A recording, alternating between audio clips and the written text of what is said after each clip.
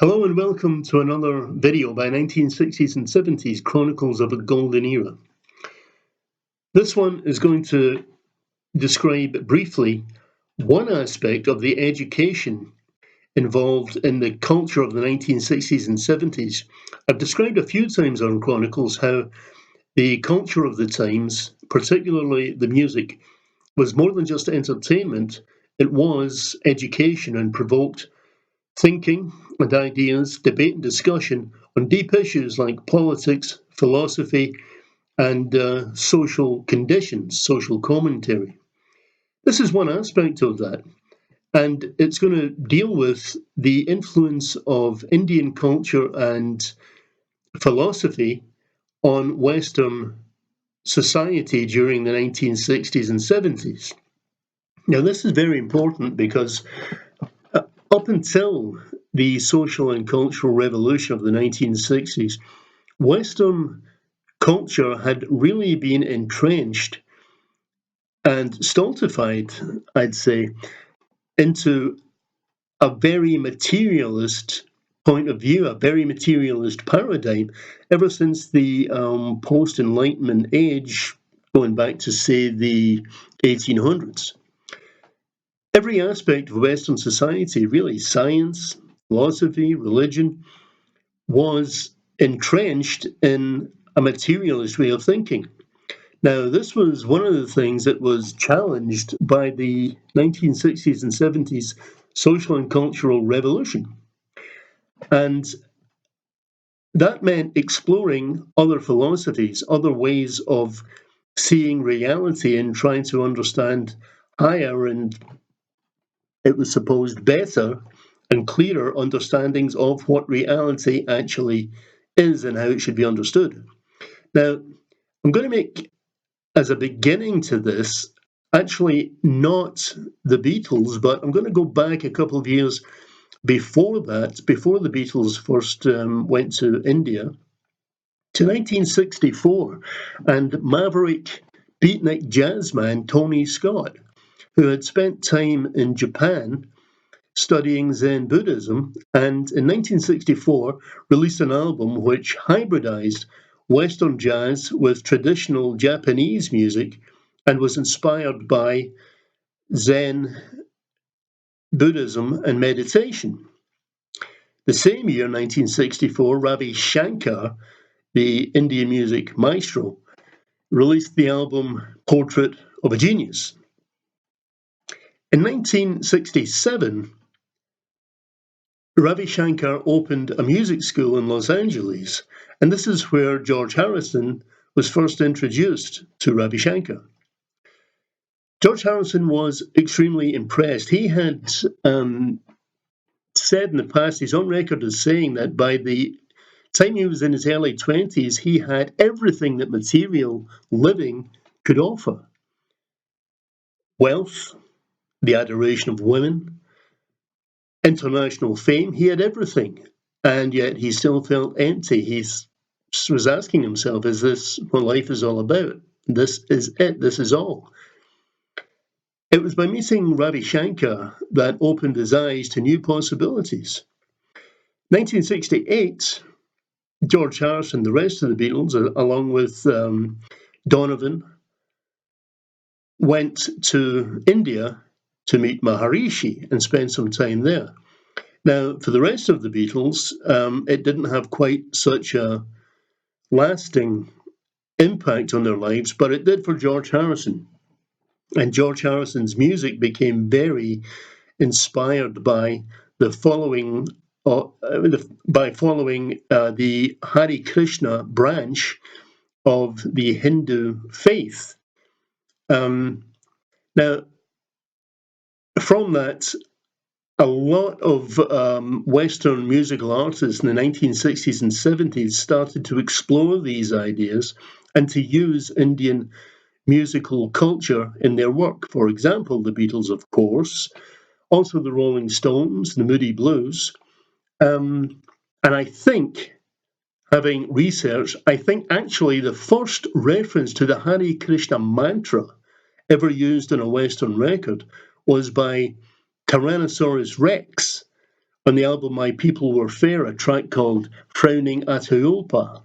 Atahualpa, of course, was a legendary Inca king, so this was a track that actually hybridized Inca religion and culture with the thinking and the philosophy from India, and the Hare Krishna chant. It's an example of how ideas were being hybridized and discussed and fused during the very free-thinking era of the 1960s and 70s.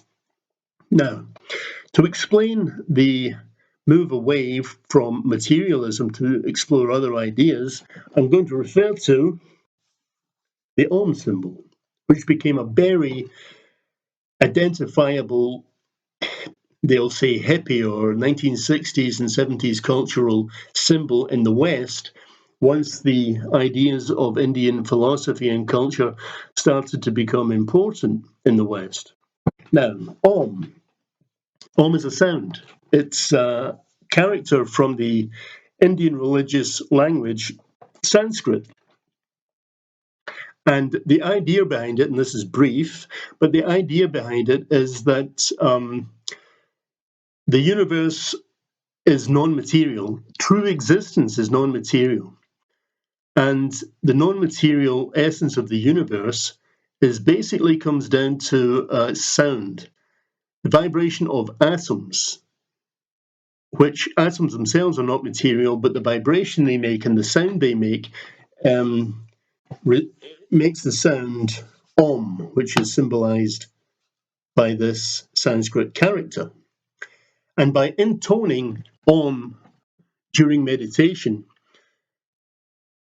the mind becomes attuned to the true nature of existence and the true nature of reality, which is non-material.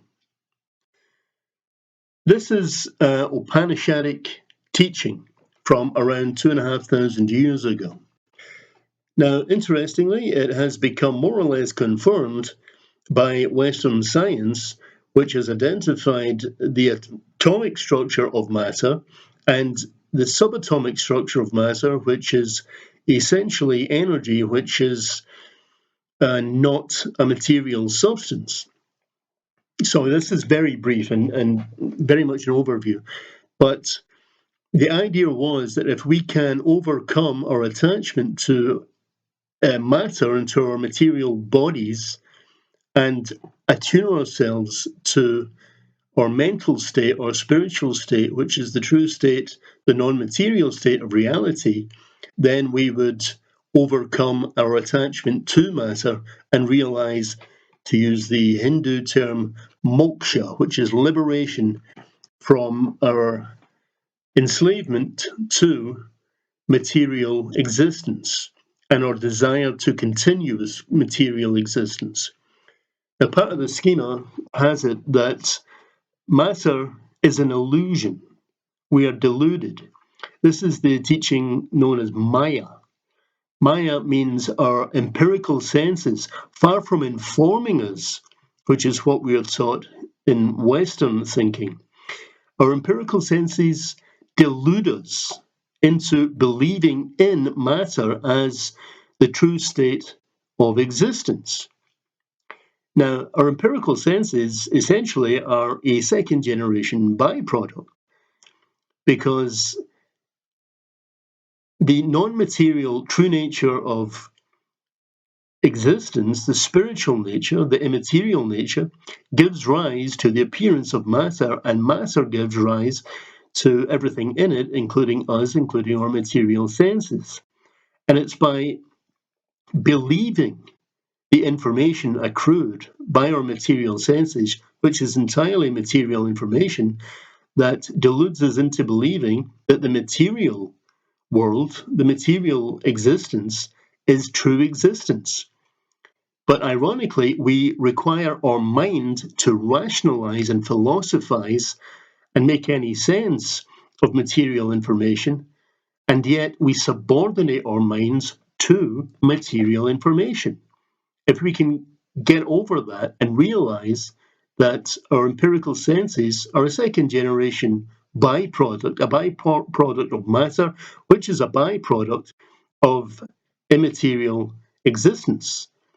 And if we can concentrate on our immaterial, conscious, aware minds and realize that this is true existence, then we will overcome the delusion created by our empirical senses, which is Maya, and will, to use the expression, see things as they really are and achieve moksha and free ourselves from enslavement, attachment to empirical material existence. Now, the Om symbol, like I say, is an identifiable symbol of the 1960s and 70s in the West, having been adopted into it by the Western interest in Indian culture and Indian ideas, which was part of the youth culture of the 1960s and 70s, challenging traditional established norms that had led the world to the brink of nuclear annihilation. And that is part of the free thinking, philosophical, educational aspect of the culture of the golden era. This has been a quick run-through video. I hope it's been informative. It's been a bit stumbly here and there, but I hope the message has got across about the importance of Indian culture to the times and how our culture was educational and stimulated free thought and what put us on the road to changing Western society. So with that, I'll end there. It's now getting on 12 minutes and say, please like this video, please subscribe to the channel, and take care. I'll see you next time.